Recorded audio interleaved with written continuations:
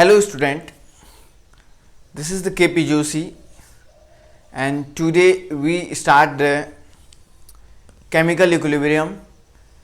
I told you before that क्या chemical equilibrium है, क्या इससे रिलेटेड डिफरेंट टाइप की प्रॉब्लम्स आप लोगों के पास आती है, ये सारी बातें हम लोगों ने पढ़ी हुई। आइए आज हम लोग सीखते हैं कि कैसे जो है केमिकल इक्विलिब्रियम और या इक्विलिब्रियम जो कांस्टेंट हमारे पास है उस वैल्यू को यहाँ पे अप्लाई किया जाता है। ठीक है ना बेटा। देखो बच्चों, तो पहली बात तो मैंने आपको यूनिट निकालना सिखाया था, ठीक है ना। जनरली अभी चलिए हम लोग यूनिट ऑफ, मैं यहाँ पे लिख देता हूँ, unit of equilibrium constant. Equilibrium constant, equilibrium constant की यूनिट क्या होगी, ठीक है ना। देखिए इक्विलिब्रियम कांस्टेंट यूनिट लेस भी हो सकता है, यूनिट वाला भी हो सकता है। It's only depends on the type of reaction, कौन से टाइप की रिएक्शन वहां पे हो रही है, दैट इज डिपेंड्स। ठीक है ना बेटा, ये उस बात पे डिपेंड करेगा कि कौन से टाइप की रिएक्शन हो रही है। ये अदरवाइज यूनिटलेस भी हो सकता है। आइए कुछ एग्जांपल देके आपको सिखाते हैं। Let us consider this type of the reaction, this is the A to B and the equilibrium constant K of the equilibrium for this reaction is equal to B upon A. This is the product upon क्या हो जाएगा बेटा, reactant. अब B क्या है बेटा, बताया था मैंने कल, B is the concentration, है ना। कॉन्सेंट्रेशन हम लोग बोल देते हैं concentration of the product upon concentration of the reactant. तो आप देख रहे हैं कॉन्सेंट्रेशन, तो कॉन्सेंट्रेशन इक्वल टू क्या होता है, C इज इक्वल टू होता है मोल पर, है ना, डायरेक्ट यूनिट नहीं लिखता हूँ, N अपॉन V बोलते हैं। तो इसकी यूनिट क्या होती है बेटा, मोल पर लीटर।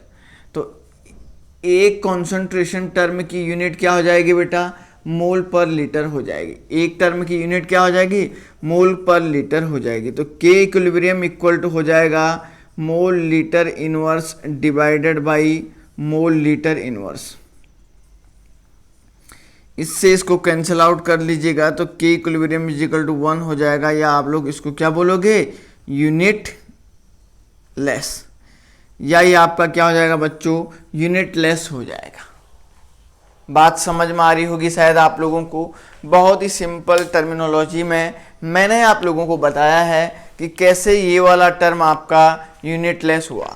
आइए एक और एग्जाम्पल को देके आप लोगों को समझाता हूं मैं, ठीक है ना। The second type of the example is the like this, A plus B equal to C। ठीक, अब देखो यहाँ पे बीच में इक्विलिब्रियम कांस्टेंट रख दो, इसमें भी सॉरी इक्विलिब्रियम कर्व रखना ही पड़ेगा आपको, कोई दिक्कत नहीं है, ठीक है ना। तो देखिए K of the equilibrium equal to क्या हो जाएगा, ये देखिए C डिवाइडेड बाई क्या हो जाएगा, B इंटू ए, B इंटू ए। ये दोनों के टर्म में ऐसे ही होगा बेटा, देख लीजिएगा, C divided by B into A हो गया। अब देखो बच्चों क्या हो जाएगा, C K equilibrium is equal to हो जाएगा आपका, C की यूनिट क्या हो जाएगी, mole litre inverse divided by mole litre inverse into इसका क्या हो जाएगा, मोल लीटर इनवर्स। तो एक मोल लीटर इनवर्स से एक मोल लीटर इनवर्स आप लोगों ने कैंसिल किया, तो 1 upon mole litre inverse, this is the final answer, या इसको से लिख सकते हैं मोल इनवर्स लीटर, ठीक है ना। इस रिएक्शन में K इक्विलिब्रियम की यूनिट ये हो जाएगी। बात समझ में आ रही है बेटा सभी को, है ना। सिंपल वे में आपको समझना है ना। अब मैं एक और यहाँ पे एक और रिएक्शन लिखते हैं, पहले जरा इसको मिटा लेते हैं बच्चों, या यहीं पे लिख लेते हैं, आप लोग समझ जाइएगा, ठीक है ना। यहाँ से नीचे लिखता हूँ, ठीक। देखो एक रिएक्शन क्या है, 2A plus B is equal to 3C। 2A plus B equal to है 3C। अच्छा ये आपको एक बात बता देता हूँ, ये इक्विलिब्रियम कांस्टेंट स्टोइकियोमेट्री के टर्म में लिखना है। इस तरीके की रिएक्शन अभी सिखाया नहीं ना मैंने आपको, है ना। तो चलिए इससे पहले इसको सिखाते हैं, इसको लिखते कैसे हैं तभी हम लोग इसका यूनिट कैसे फाइंड आउट करते हैं वो आपको बताएंगे।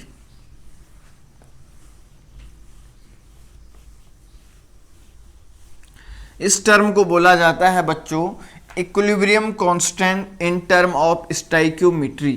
कैसे हम लोग स्टाइकियोमेट्री के बेस पे इक्विलिब्रियम कांस्टेंट को फाइंड आउट करते हैं।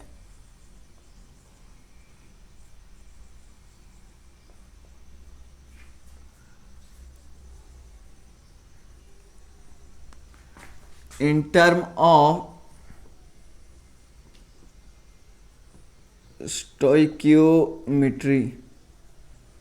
स्टोइकियोमेट्री के बेस पे कैसे हम लोग इक्विलिब्रियम कांस्टेंट को फाइंड आउट करते हैं, इस बात को मैं आप लोगों को बताने जा रहा हूं।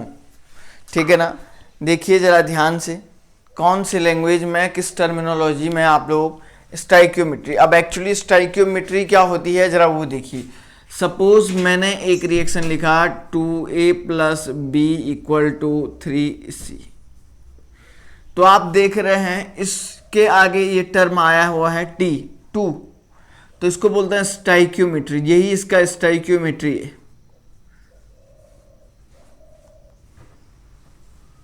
स्टोइकियोमेट्री कोफिशिएंट भी बोल सकते हैं आप लोग।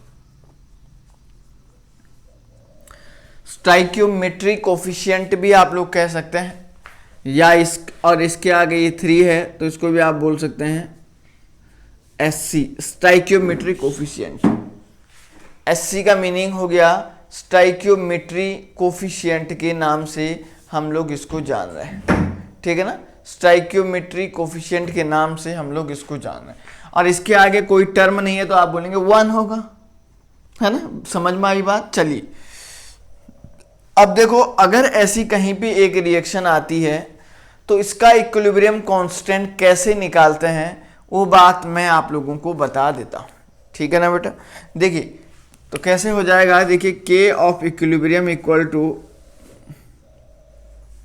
हो जाएगा कंसंट्रेशन ऑफ द C के आगे 3 टर्म है तो C³ ऐसा कर देना है, इसको समझ है ना। इसके क्यूब में ऐसे ले जाना है। ठीक है ना। और इधर क्या हो जाएगा A² × B, ऐसे आपको लिखना है। देख लो। ठीक है ना बेटा। स्क्वायर A को इसके स्क्वायर में ले जाए, जैसे मैंने यहाँ पे लिखा 4A + 5B = 6C। तो इसका इक्विलिब्रियम कांस्टेंट कैसे लिखोगे आप लोग, K of the equilibrium equal to आप लिखोगे C⁴ divided by A⁴ × B⁴ ये देख लीजिएगा बेटा, ऐसे आपको लिखना है। ठीक है ना। C⁴ डिवाइडेड बाई A⁴ और B⁴ या एक और ऐसे केमिकल रिएक्शन लिखते हैं N2 +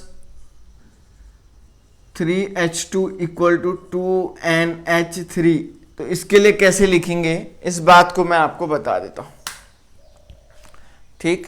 N2 + 3H2 = 2NH3। तो इस टर्म को कैसे आप लोग लिखोगे इसके बारे में मैं आपको बताता हूं। देखो कैसे लिखते हैं इसको लिखते हैं K of the equilibrium equal to हो जाएगा NH3² डिवाइडेड बाई N2 × ऐसे लिख सकते हैं H2⁴। बात समझ में आ रही है सभी को। ठीक है ना। अब इस तरीके से इसका इक्विलिब्रियम कांस्टेंट की वैल्यू आप लोगों ने लिखी है। अब इस टाइप की रिएक्शन को यूनिट के टर्म में कैसे लिखते हैं, तो देखिए आइए एक इक्वेशन यूनिट निकालते हैं फिर से इसका। ठीक है ना। यूनिट कैसे निकालेंगे, एक ही एग्जांपल में दे रहा हूं, +B = 3C। तो K इक्विलिब्रियम = आपका हो जाएगा C³ divided by A² × B। तो देखो कैसे निकालेंगे बच्चों इसका यूनिट। देखिए K of equilibrium equal to हो जाएगा K of equilibrium equal to mole litre inverse का cube divided by mole litre inverse का स्क्वायर और इनटू मोल लीटर इनवर्स। तो देखो ये मोल लीटर इनवर्स 1 + 2 + 1 कितना हो जाएगा, 3 हो जाएगा। देखिए यहीं पे कर देता हूं इसको भी।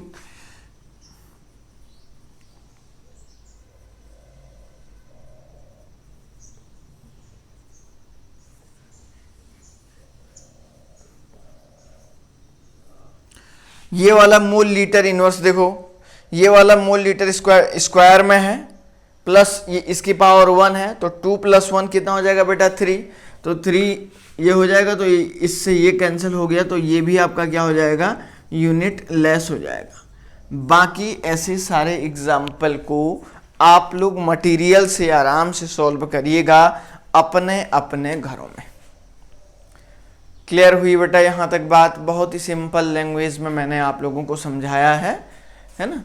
आप बहुत ही आसानी से इसको सॉल्व कर सकते हैं। ठीक, आइए एक और एग्जांपल कुछ सॉल्व करते हैं। चलिए अब मैं आप लोगों को एक नई बात बता देता हूं।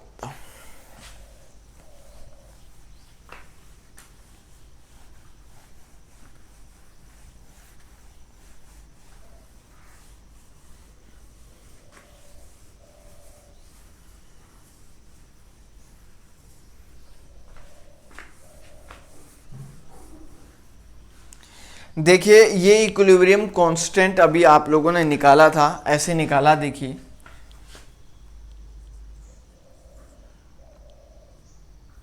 मैं यहां पे लिखता हूं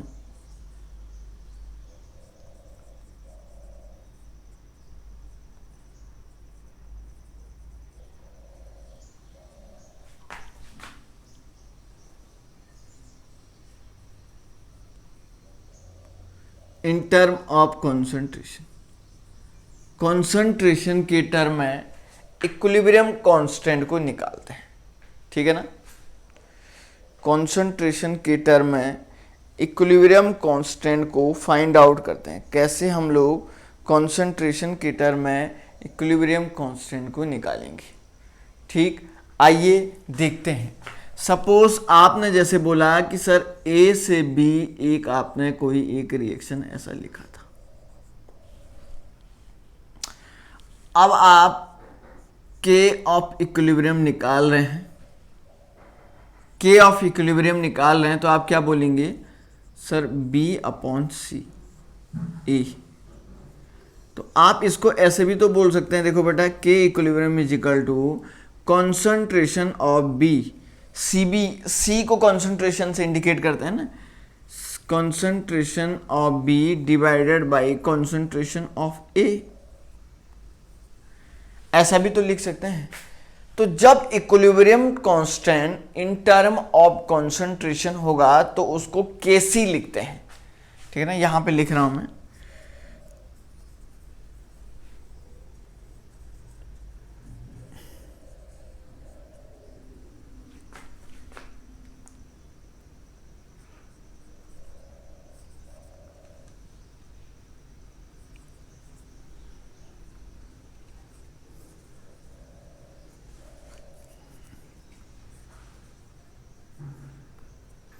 in term of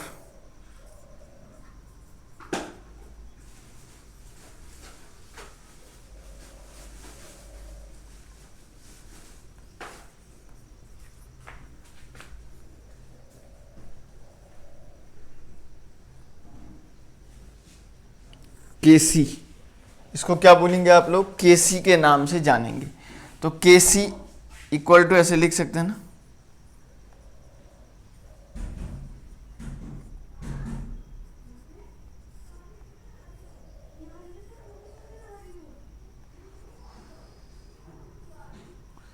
तो ऐसा हो जाएगा ना,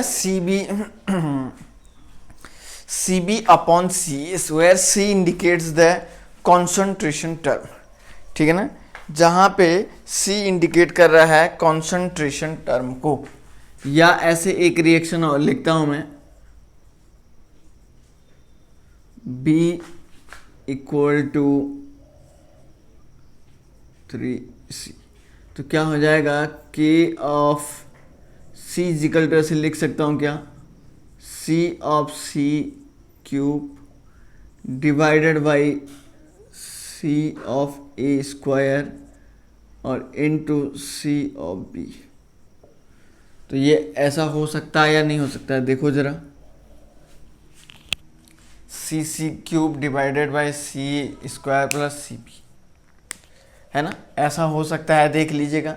सी के टर्म में हो। अब ये कॉन्सेंट्रेशन वाला टर्म प्रेशर के टर्म में भी हो सकता है। बात समझ में आई बेटा? हो सकता है ये प्रेशर के टर्म में भी हो सकता है। प्रेशर के टर्म में क्या होगा, देखिए, प्रेशर के टर्म में भी हो सकता है कि आप इस के सी को ऐसे लिखता हूं मैं, इफ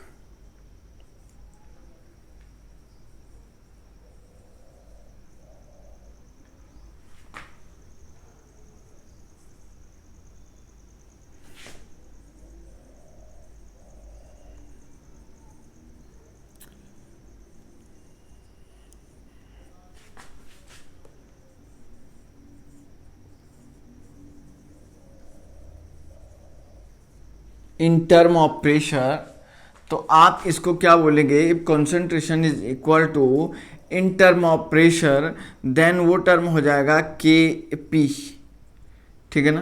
तो उसको पी जैसे ऐसे लिख रहे हैं ना, पी ऑफ सी क्यूब, यही वाले को ऐसे लिखेंगे फिर P of A square into P of B square. मतलब जो कॉन्सेंट्रेशन टर्म है, कॉन्सेंट्रेशन टर्म अगर प्रेशर के इक्वल, अगर जो है प्रेशर के टर्म में हो कंसंट्रेशन वाला टर्म, या मैं ऐसे लिख देता हूं, या इफ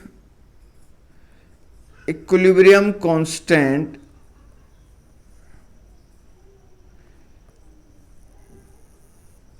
इज इक्वल टू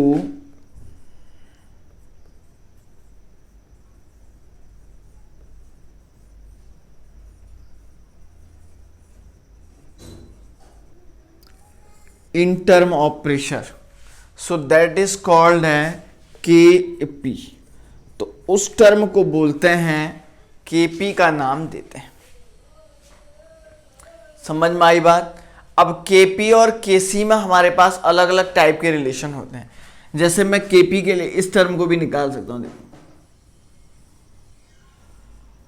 अगर इसका के पी निकालूंगा तो क्या हो जाएगा बेटा, P of the B divided by हो जाएगा P ऑफ द A। ये इस रिएक्शन का Kp वाला टर्म हो जाएगा। बात समझ में आ रही क्या सभी को?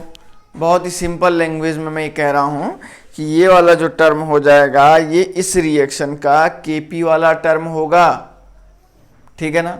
चलिए आइए एक न्यूमेरिकल से इसको समझते हैं।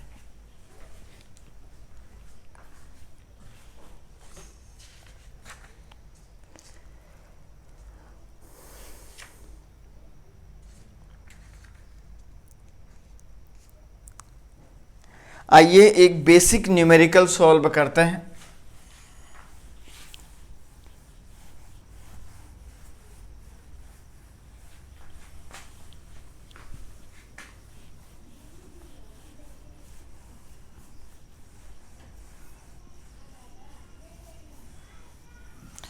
बेसिक न्यूमेरिकल बहुत ही बेसिक समझ रहे होंगे आप, ठीक है ना।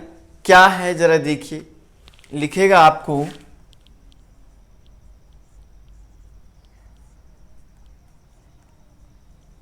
find out the equilibrium constant of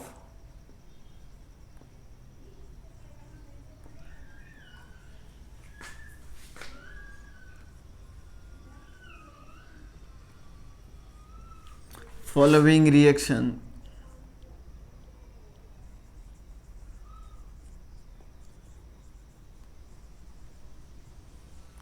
reaction क्या है, मान के चलिए 4a plus 2b equal to सी। आपको गिवन दिया हुआ है, उसने a इक्वल टू उसने दिया हुआ है 2 मोलर, b इक्वल टू दे रहा है आपको 3 molar and c equal to दे रहा है 1 मोलर, ठीक है ना। अब आपको फाइंड आउट करना है। जरा देखो बेटा कैसे करते हैं, देख लीजिएगा, पहले क्वेश्चन आराम से देखिए।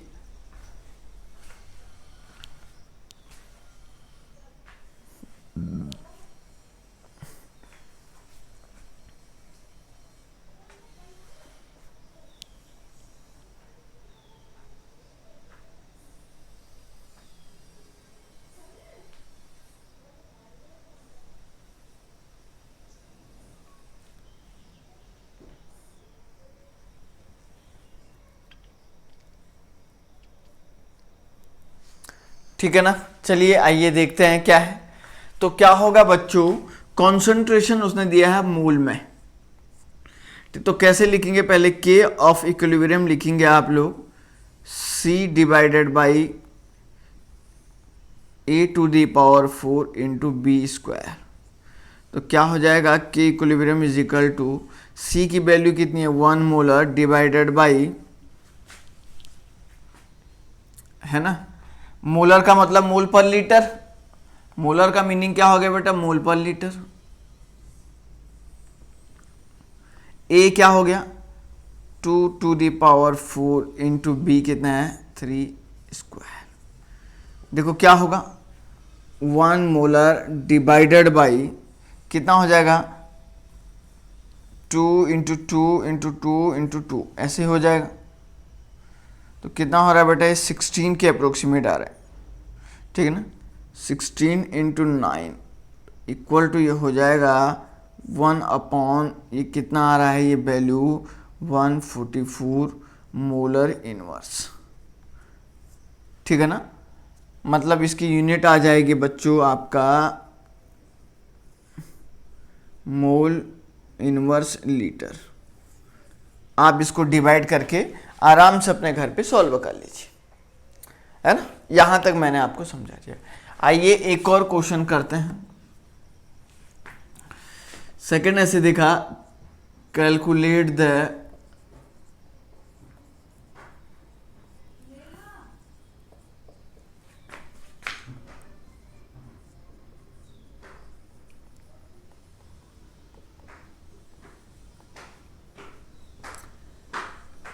Equilibrium constant of the following reaction.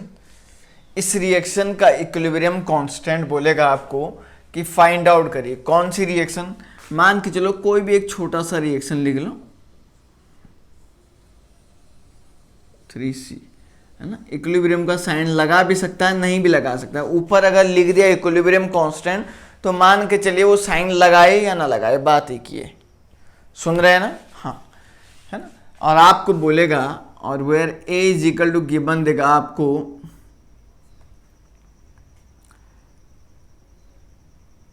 अच्छा, इस रिएक्शन को थोड़ा मैं चेंज करता हूं।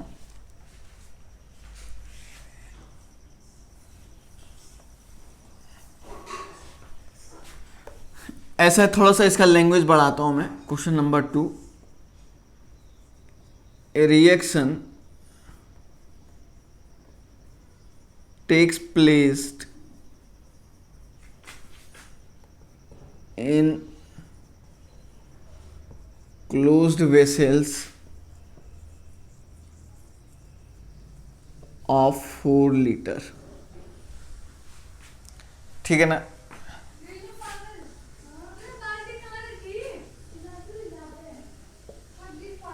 इन विच A इज इक्वल टू आपको देगा वो, इन विच A इज इक्वल टू वो आपको दे रहा है 2 मोल, B इज इक्वल टू दे रहा हो 8 मोल और C इज इक्वल टू उसने लिखा हुआ है 6 मोल। मोल लिखा है, M और मोल में दोनों में डिफरेंस है बेटा, समझ रहे ना। M का मतलब हो गया कि मोल पर लीटर दिया उसने, ठीक है ना। मोल लिखा है तो ओनली मोल की वैल्यू दी है। M का मतलब हो गया उसने मोल पर लीटर दिया है। आपने मोल कंसेप्ट में पढ़ा होगा ये है ना। अब देखो बेटा क्या होगा, यहाँ पे अब रिएक्शन दे देता हो कि 2A + B = 3C। अब इसमें आपको निकालना है, जरा देखो बेटा कैसे निकालना है।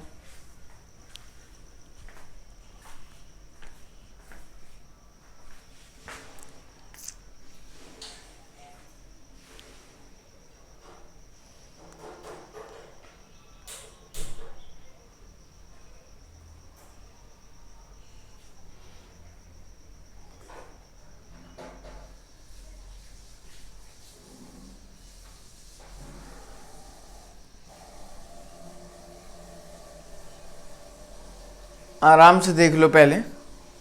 है ना, a reaction takes place in the closed vessels of 4 liter in which A is equal to 2 mole, B is equal to 8 mole and C is equal to 6 mole दिया हुआ है, और नीचे उसने मान के चलो रिएक्शन लिख के दी है सपोज, ठीक है ना, मान के चलो नीचे उसने रिएक्शन लिख के दी है।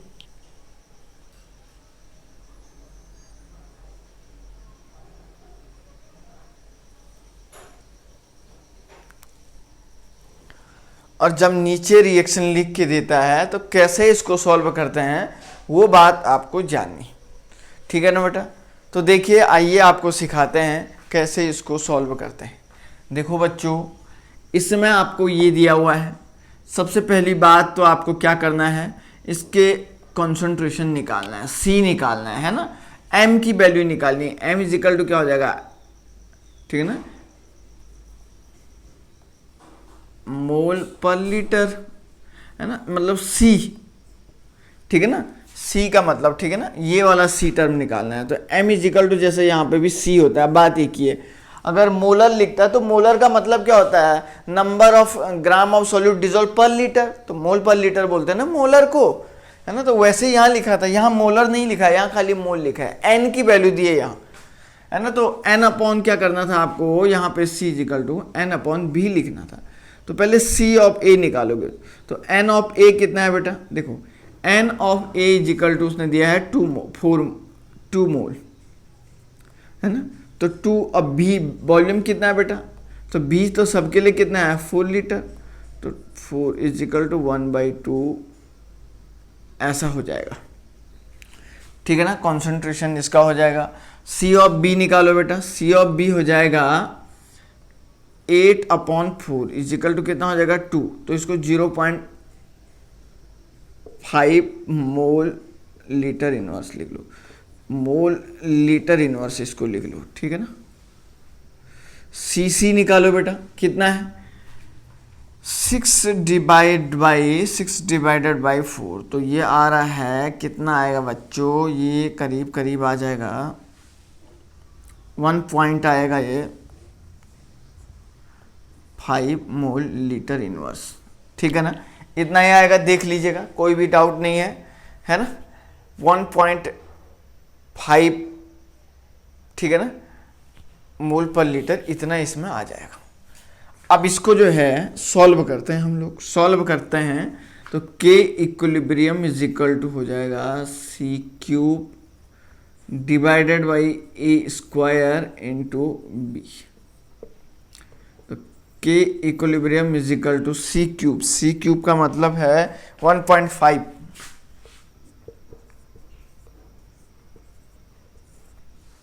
का cube divided by A², A कितना है बेटा, A यहाँ पे मैंने लिखाया है 0.5 स्क्वायर,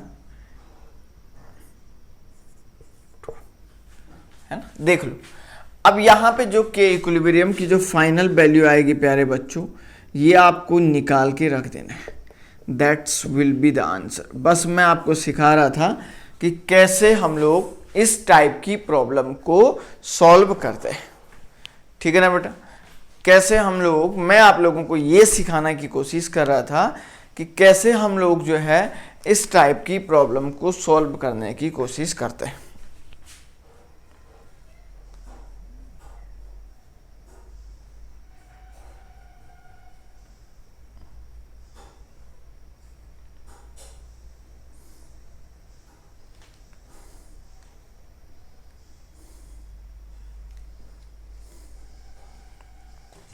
तो बेटा अब हमारे पास सीधे दूसरा टॉपिक स्टार्ट करना है। तो अभी क्या है बच्चों, शुरू के दिन है, स्टार्टिंग में हम लोग ज़्यादा नहीं पढ़ेंगे, थोड़ा थोड़ा पढ़ेंगे, क्योंकि अगर मैं एकदम से आपको जो है पूरा घंटे भर का लेक्चर दे दूँ, अभी हमारा पहला दूसरा ही दिन चल रहा है, तो आपको एकदम से बोरिंग फील आ जाएगी। धीरे धीरे करके हम लोग अपने टाइम की एफिशिएंसी बढ़ाएंगे, है ना। आज जैसे मैंने थोड़ा पढ़ा दिया तो 15 मिनट, कल बढ़ा दिया, कल 5 मिनट बढ़ाऊंगा, परसों और 10 मिनट बढ़ा दूंगा, धीरे धीरे करके बढ़ाएंगे टाइम को। अगर मैं एक साथ बड़ा लेक्चर अगर आपको दूं, आपको बोर होना शुरू हो जाएगा। कम सीखो लेकिन आप बहुत अच्छे से सीखो, जहाँ कहीं भी कोई बात होती है तो आप पूछ सकते हैं। ठीक है ना बेटा। चलिए फिलहाल के लिए थैंक यू वेरी मच।